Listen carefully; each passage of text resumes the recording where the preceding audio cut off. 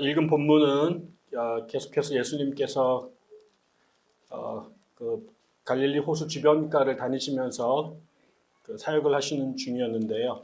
그 연장선상에서 이루어진 일이죠. 우리 지난주에 있었던 일은 예수님께서 4천 명의 사람들을 예전에 그 이전에 있었던 오병이어와 굉장히 비슷한 패턴으로 물고기 몇 마리와 그 다음에 떡덩어리 몇 개로 4천 명을 먹이신 일들이 있었습니다. 그리고 나서 예수님께서 다시 배를 타고 그 바다를 건너셨는데 그 간 지방이 오늘 말씀에 의하면 어디라고 그러죠?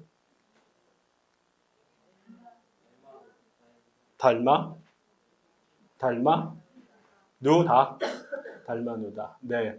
이 달마누다가 어딘고 했더니 이게 사실은 이제 대체적으로는 갈릴리 호수 서쪽 동네라고 말하고 근데 그 학자들도 정확하게 달마누다라는 동네가 어딘지 아무도 모른다 이렇게 나옵니다. 대신 아마도 그 막달라 마리아가 있었던 그 막달라라는 동네와 비슷하지 않을까 혹은 그 어간이 아닐까 뭐 이런 추정은 하지만 학자들 누구도 달마누다라는 동네가 어딘지는 명확하게 서술되어 있지 않다 이렇게 되어 있습니다. 아무튼 중요한 거는 배를 타고 건너셨는데 그의 그런 얘기는 결국 동쪽에서 서쪽으로 왔다는 얘기일 거고요. 그 서쪽 지방의 그 달마누다 지역에 갔습니다. 다시 말하면 갈릴리 지역입니다. 그리고 예수님의 고향이 있었던 가버나움 뭐 이쪽 동네하고 아주 가까운 곳입니다. 흥미롭습니다. 여러분 지금 예수님께서 지금 마가복음 5장, 6장, 7장, 8장에 오기까지 활동하는 무대가 딱 두 개로 나눌 수 있습니다. 하나는 갈릴리 지역, 예수님의 홈타운이라고 말할 수 있는 갈릴리 지역과 그리고 그 위쪽으로 올라갔던 두로와 시돈, 여기는 저희가 페니키아 지역, 시리아 지역이라고 있고요. 이방 땅이죠. 거기 아니면 다시 건너편으로 가서 데가볼리라고 하는 곳, 역시도 여기도 유대인들이 사는 동네가 아니라 오랫동안 그리스 로마 군대가 지배했던 다른 곳. 대표적으로 지난번에 그 데가볼리 거라사에 갔을 때 거기에 사람들이 뭘 하고 있었냐면 돼지를 치는 사람들이 있었고 그 돼지 속에 귀신 군대가 들어가서 돼지가 몰살하는 일들이 있었는데 유대인들은 돼지를 치지 않는 거 아시잖아요. 그게 결국 이거는 다 이방 문화, 예수님 그 유대인들과는 다른 문화 지역에 있었던 곳인데 그 지역에서 우리가 계속 기억을 더듬어 보면 수로보니게 여인이 귀신 들린 딸을 예수님께 모욕을 당하면서도 개도 밥상에서 떨어진 것을 먹습니다라고 얘기하자 예수님께서 그 여인의 그런 믿음에 감동을 받으셔서 딸을 고쳤던 얘기 나오고 또 지금 이제 데가볼리에 갔을 때 거기에는 또 뭐예요? 날 때부터 말하지 못했던 사람, 그 사람의 혀에다가 침을 대고 손가락을 대서 에바다 사건이 고침을 받는 이런 일들이 지금 다 어디서 벌어지냐면요. 갈릴리 유대인들의 삶이 아니라 유대 바깥 땅에서 벌어지고 있습니다. 그래서 거기에서 예수님의 기사와 이적이 행하셔지셨는데 지금 오늘은 다시 어디로 왔냐면 갈릴리로 돌아온 겁니다. 자기의 고향 유대인의 땅입니다. 근데 이번에 유대인 땅에 왔더니 그 예수님을 맞이한 사람들은 그 이전처럼 예수의 말씀을 듣겠다고 몰려온 말씀에 굶주린 사람들 혹은 질병이나 귀신의 문제로 예수님께 문제를 해결해 달라고 찾아온 사람들이 아니라 바리새인들이라고 말합니다. 또 이 사람들은 예수님에게 은혜를 입기 위해서 하나님의 기적을 체험하기 위해서 혹은 하나님의 말씀을 들으려고 온 사람들이 아니라 예수에게 찾아오셔서 시비를 걸었다. 이렇게 예수를 시험하기 위해서 예수에게 주문을 달려들어서 했는데 그게 뭐냐? 당신이 행하는 그 일들이 하나님께로부터 온 것인지에 대한 증거를 대라. 여기 표적을 대라. 하늘로부터 온 것인지 표적을 대라. 라고 이제 예수님께 시비를 걸고 싸움을 하러 달려온 겁니다. 그 이야기를 들은 예수께서 그 표적을 구하는 너희들한테 내가 왜 표적을 줘야 되느냐. 그리고 아마 우리 식으로 말하면 굉장히 빈정이 상하셨던 것 같아요. 속이 확 상하셔서 아무것도 안 하고 그냥 오셨던 배를 다시 타고 그냥 건너가 버리셨다. 이게 오늘 세 절에 있는 이야기입니다. 흥미로워요. 이방인들의 땅에서는 사람들이 찾아와서 살려달라고 그러고 도와달라고 그러고 말씀을 전해달라고 그랬는데 정작 하나님의 백성인 유대인들에게 왔을 때에는 그 유대인들 중에서 제일 잘 믿는다고 말하는 사람들, 그 바리새파 사람들이 예수의 앞에서 하나님의 말씀을 들으려고 한 것도 아니고 하나님의 은혜를 구한 것도 아니고 그 사람이 행하고 있는 것에 대하여 신학적 검증을 하겠다라고 이제 테스트를 하러 나타난 거죠. 하나님의 일을 경험하려고 온 사람들이 아니라 하나님의 일을 심판하려고 온 사람들을 만나게 됩니다. 그 사람들이 이방인들에게 있었던 게 아니라 유대인들 안에, 그리고 그 유대인들 안에서도 제일 하나님을 잘 안다고 자부하는 사람들 안에 그 이야기가 나온 거죠.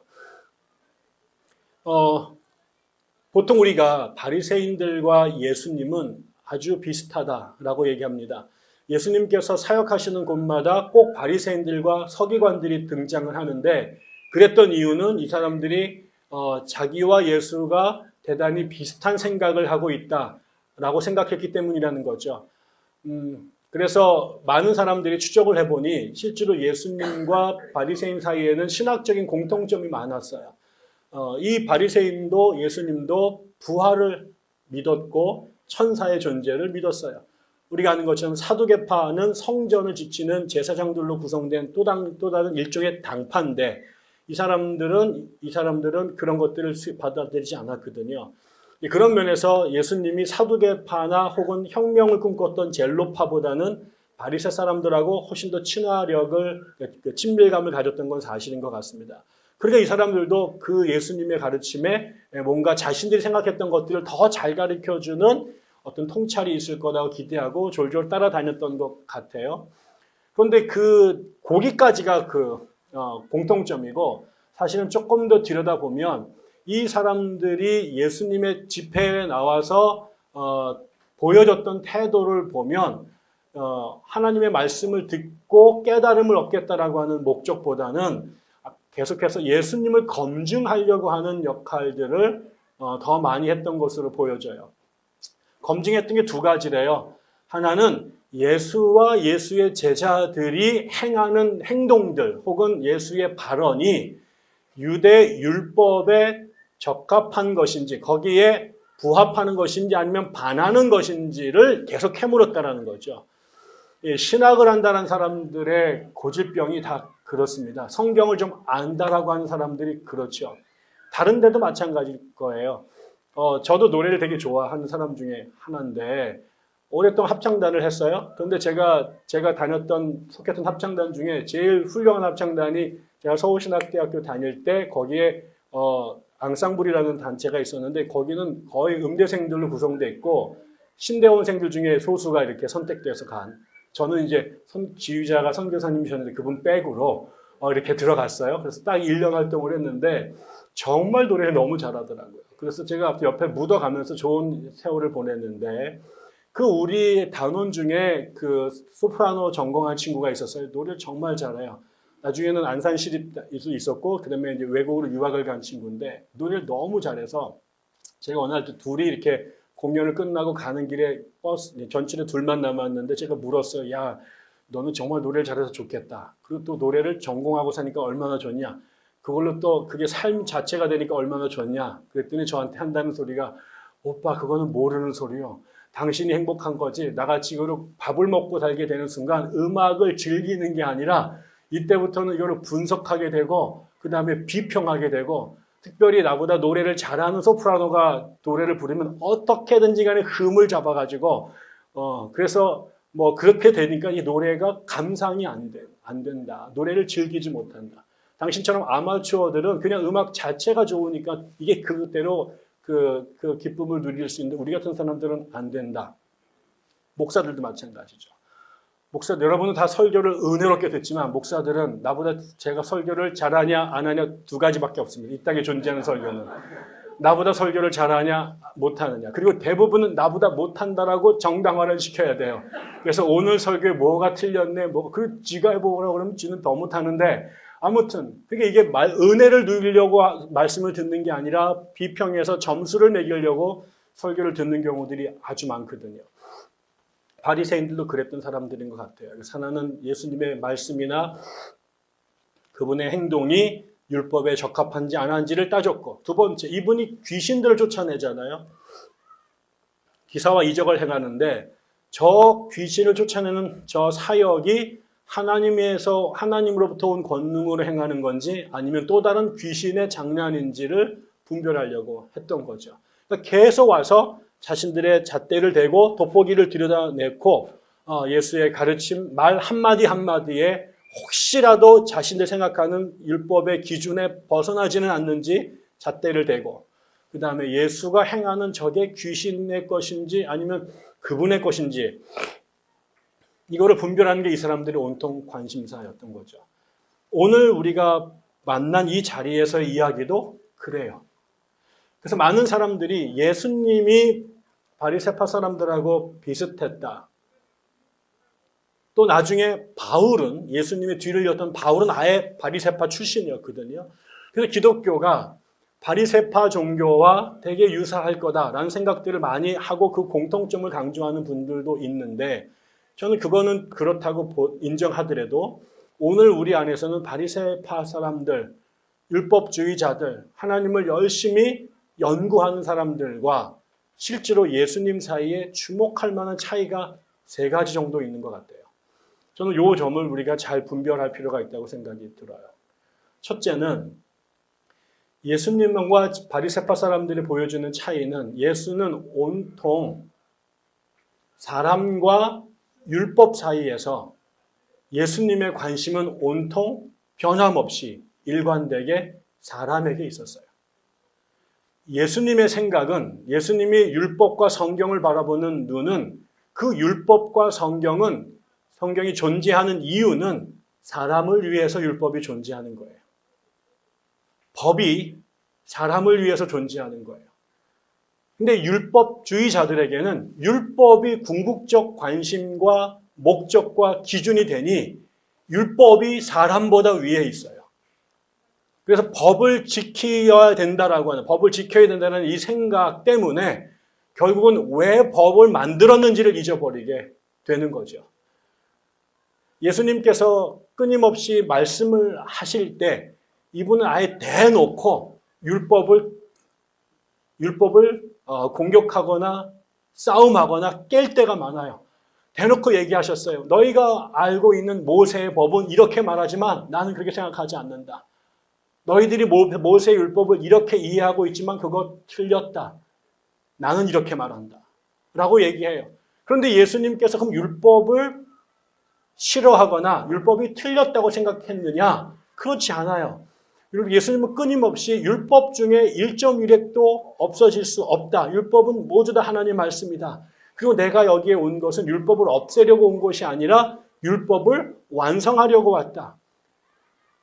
이 율법이 하나님 말씀이라고 말하면 요한복음은 그 말씀이 태초부터 하나님과 같이 계셨는데 그 말씀이 육신이 되어 우리 가운데 오셨다. 이렇게 얘기하거든요. 그러니까 이 땅에 존재하는 율법의 원형이 누구냐면 예수 그리스도이시고, 그 예수 그리스도, 그 하나님의 살아있는 진정한 말씀, 로고스를 문자로 표현해 놓은 것이, 정리해 놓은 것이 율법 혹은 말씀이라고 얘기를 한다면 원본이 예수예요. 그리고 그거의 표본이, 그거를 다시 우리가 영어로 표현하면 represent, 다시 표현한 것이 율법에 불과해. 그러니까 예수님이 율법을 제일 잘 아는 사람이에요. 그 율법을 이 땅에 주신 분이 하나님이신데 그 하나님이 율법을 창조하신 분이고 율법의 원형이에요. 그러니까 율법이 왜 존재하는지를 예수님이 가장 정확하게 아세요. 그분이 율법과 사람의 관계에서 뭐라고 말하냐면 사람이 율법을 위해 존재하는 게 아니라 율법이 사람을 위해 존재하는 거다. 하나님이 이스라엘 백성에게 율법을 주셨던 그 내용의 대부분은 뭐냐? 사람들이 하나님 앞에서 어떻게 살아야 되는가? 이 얘기를 하는 거예요. 이 얘기를 하는데 어떻게 살아야 되는가? 말할 때 아까 도경영자가 기도한 것처럼 그 사람의 삶 속에는 대부분은 그냥 자기 스스로가 잘 살 수 있는 분들이 대부분이에요. 자기 앞가림하고 그 사회에서 경쟁해서 자기를 지켜내면서 자기의 권리를 혹은 자기의 이익을 만들어가는 사람들이 대부분인데 태어나기를 또 여러 가지 요인에 의해서 그렇게 정상적으로 경쟁을 할 수 없는 사람들이 있어요. 모두가 100m를 웬만하면 20초 안에 뛸 수 있는데 다리가 걷지 못해 태어난 사람 있단 말이에요. 근데 어떤 사람도 건강했지만 나중에 사고로 다리를 잃은 사람이 있어요. 보통 사람은 100 이상의 IQ를 갖고 태어나지만 날 때부터 정신적으로 병을 앓고 나서 지능이 떨어지는 사람이 있고 멀쩡했었는데 나이가 들면서 지력이 떨어지는 병에 걸린 사람도 있어요. 보통은 다 할 수 있는 그 일을 할 수 없게 태어나거나 그렇게 되신 분들이 있어요. 제가 지금도 기억에 선명한 건 제가 대전에 살 때 대전역에 이렇게 내려서 이제 서울에 왔다 갔다 자주 했는데요. 대전역이 이렇게 계단이 많아요. 근데 거기에 에스컬레이터가 있어가지고 거기 타고 다니거든요. 근데 제가 딱 내려서 가려는데 그날 에스컬레이터가 고장이 난 거예요.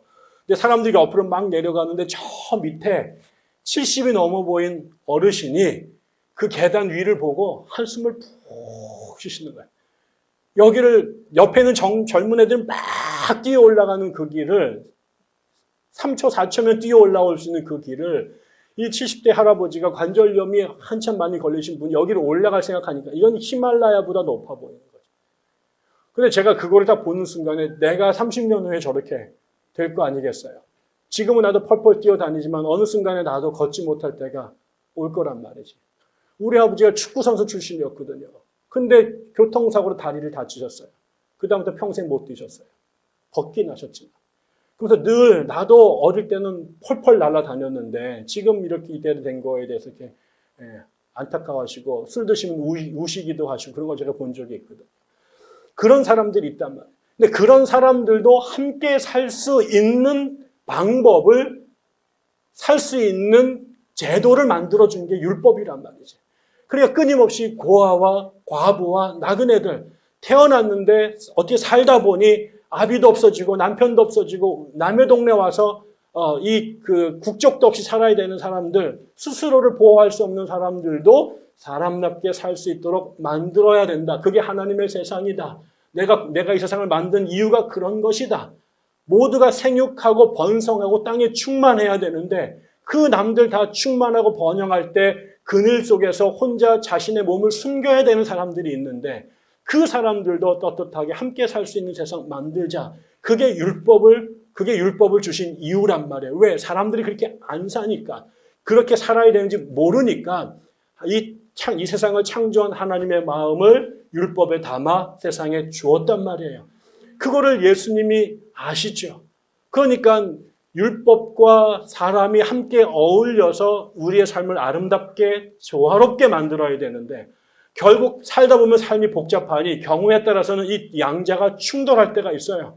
내가 율법을 지키는 게 맞을지 율법을 깨는 게 맞을지 또 깰 수밖에 없는 상황이 있잖아요. 뻔히 알면서도 죄를 범할 수밖에 없는 뻔히 알면서도 우리가 안식일법을 범할 수밖에 없는 상황들이 우리 안에 있어요.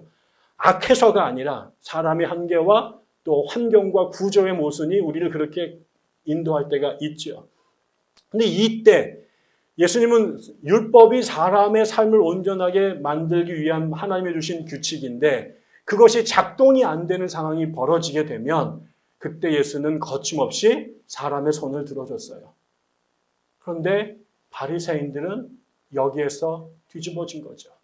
이 사람들은 율법을 존중히 여기까지는 아주 훌륭했으나 그 율법 자체가 목적이 돼버린 거죠. 우리가 다 아는 그 어린아이 같은 비유, 달을 가리키기 위해서 손가락을 뻗었는데 손가락만 쳐다보다가 이 손가락이 왜 거기에 그 방향을 가리키고 있는지를 잃어버린 것처럼 율법이 왜 존재해야 됐는지를 잊어버린 사람들이 돼버린 거죠.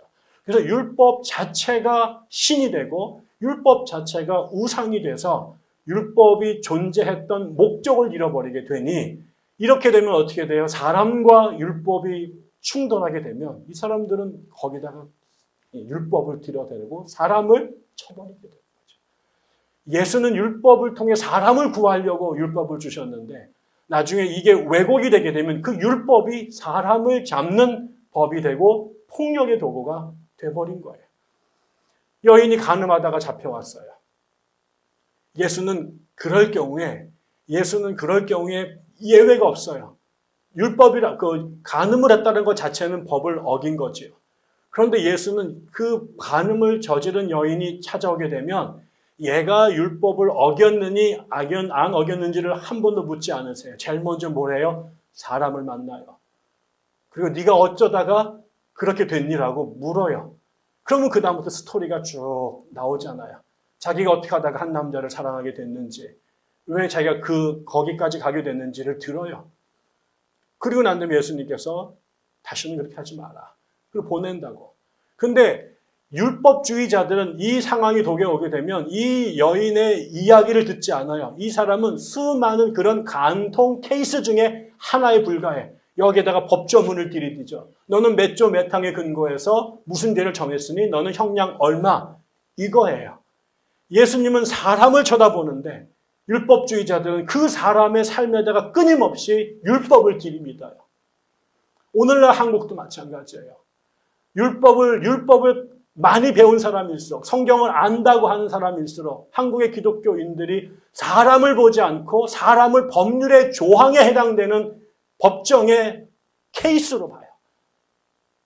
모든 사람들이 그 안에 눈물이 있어요. 그 사람들이 웬만하면 죄를 안 짓죠.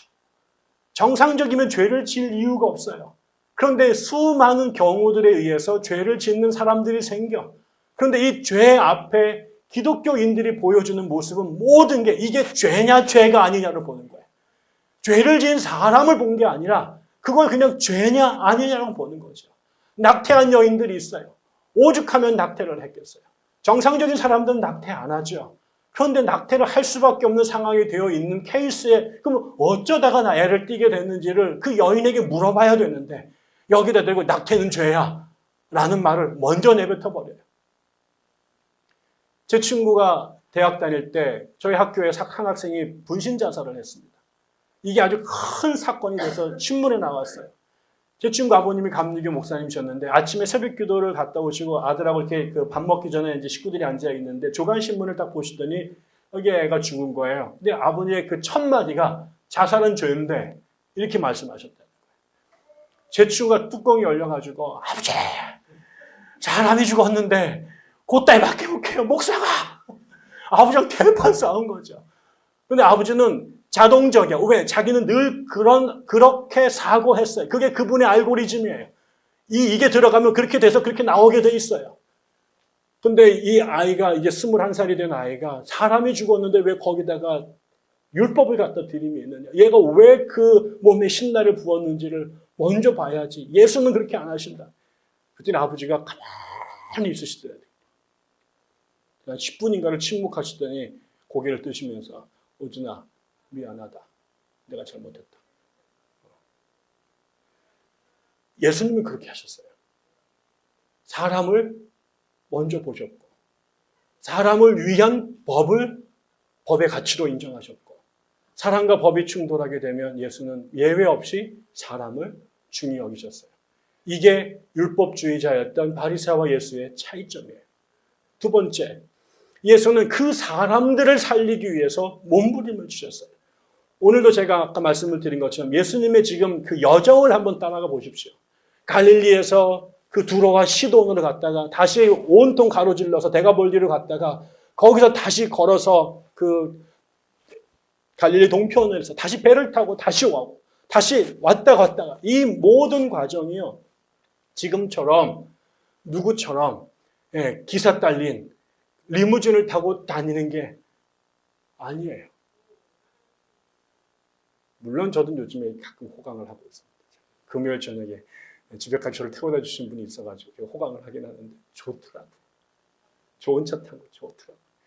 그런데 그게 예수님의 길이 아니에요. 다 걸어가는 거예요. 위험해요.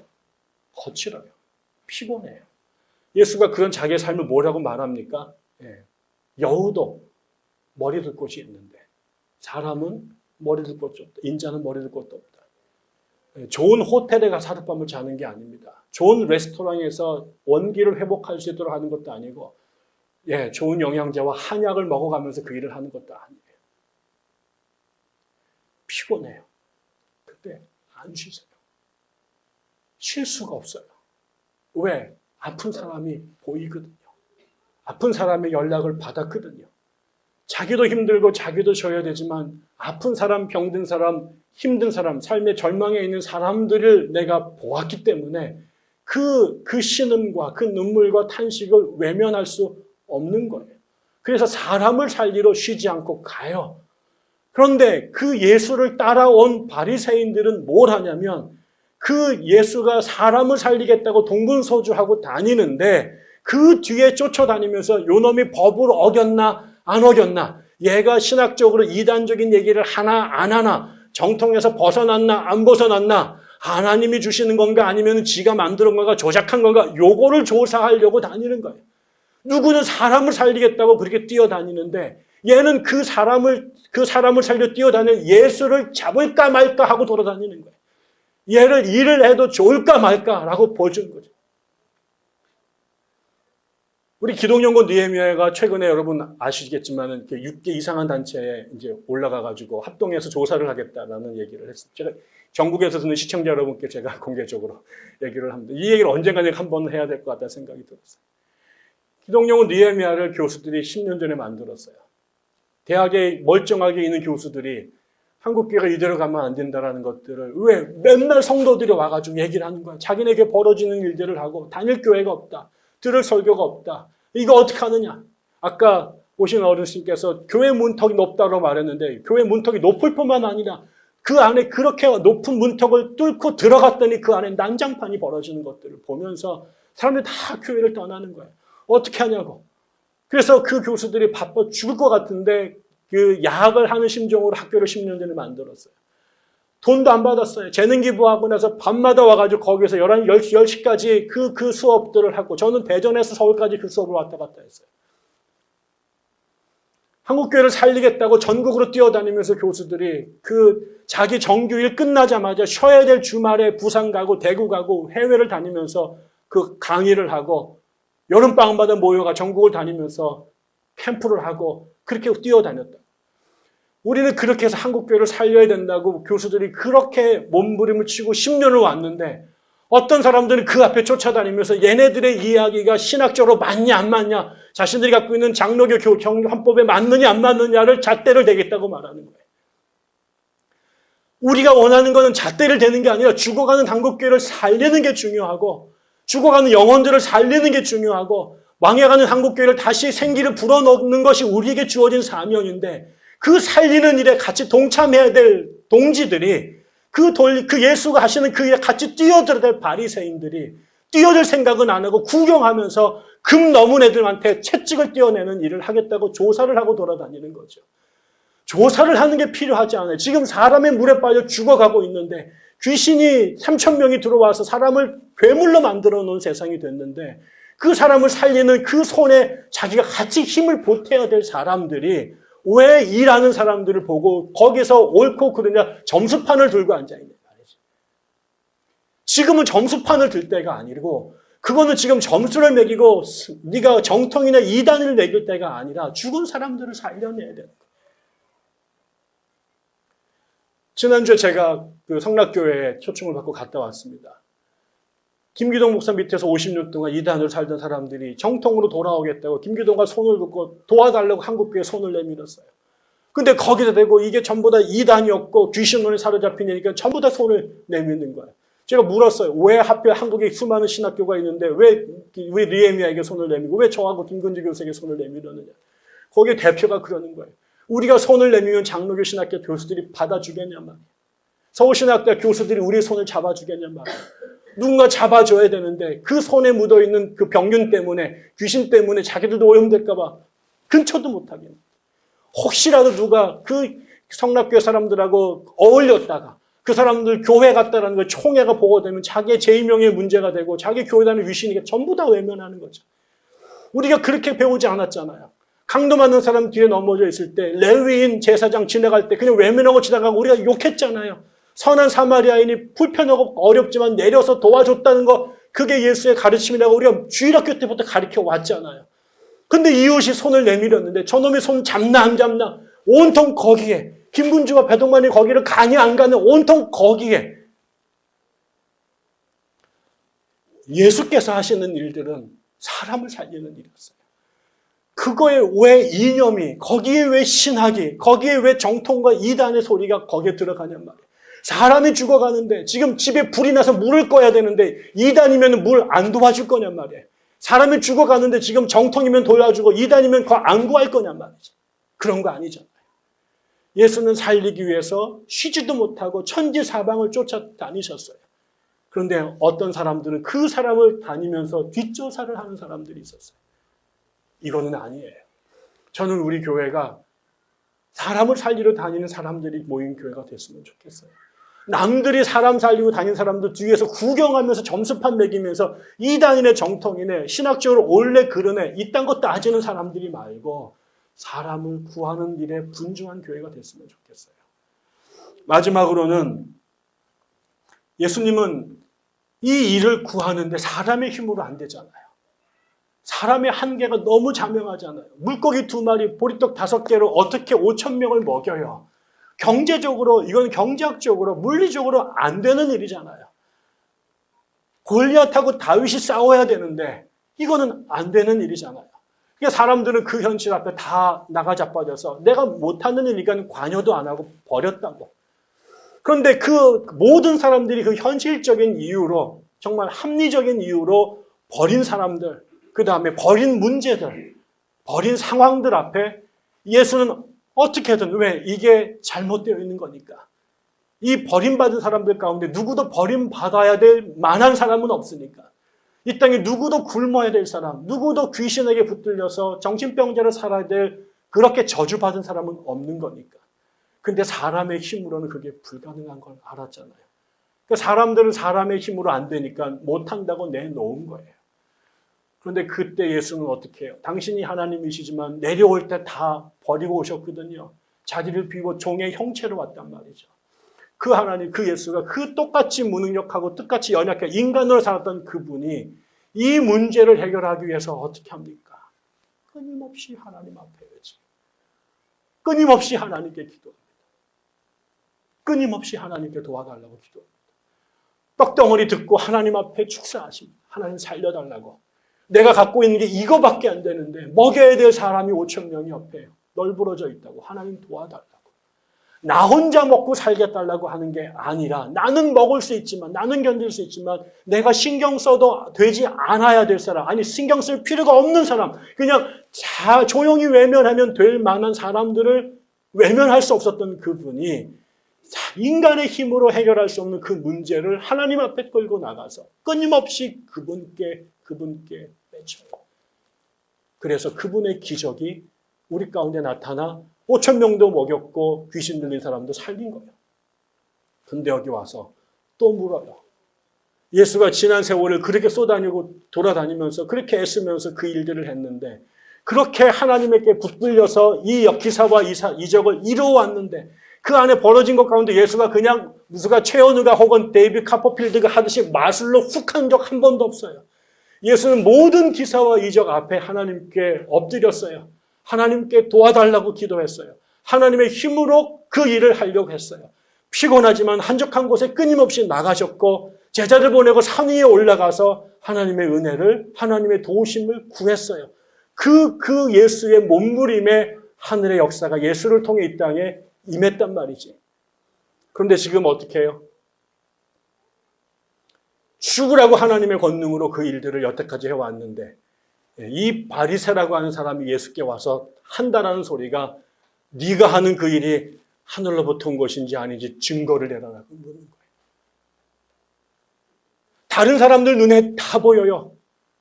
예수가 얼마나 하나님과 하나가 있었는지, 이분이 어떻게 하나님 앞에 몸부림을 쳤는지, 어떻게 인간과 하늘, 땅과 하늘 사이에서, 사람과 하나님 사이에서 이 두 개를 연결하기 위해서 어떤 몸부림을 쳤는지 다 알아요. 그런데 성경을 그렇게 읽었다라고 하는 애들이 와서 또 물어요. 그게 하나님 건지 짝퉁인 건지 증거를 대라. 이 질문 앞에 예수가 절망하십니다. 깊이 탄식했다. 깊이 탄식했다. 이분이 지금 배를 타고 건너왔단 말이에요. 분명히 일을 하러 오셨을 거 아니에요. 괜히 지금 유람 온 게 아니에요. 지금 리트릿 온 게 아니에요. 분명히 무슨 일이 있어서 배를 타고 오셨어. 여기에도 예수를 기다렸던 또 다른 병자들, 또 다른 귀신 들린 사람들, 또 다른 강도 만난 사람들이 거기에 있었을 거라고.